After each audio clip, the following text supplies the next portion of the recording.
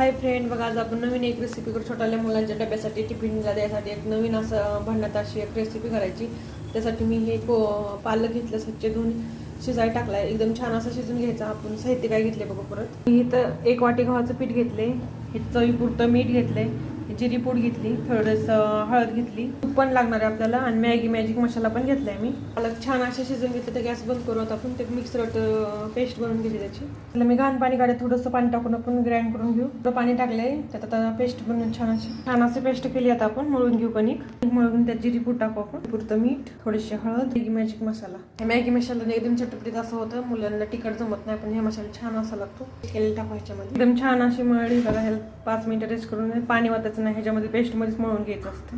तवा गरम करायला ठेवल्यात आपण पोळी करून घेऊ. मी एवढी लाटून घेतली, त्याला तूप लावून घेऊ मध्ये. पण एकदम असं स्टार बनवून घेतले मी. आता त्याला छान तूप लावून मस्त असं लाटून स्टार बनवले. पहिला तूप लावून घेतलं, छान असं तूप लावून भाजून घेऊ.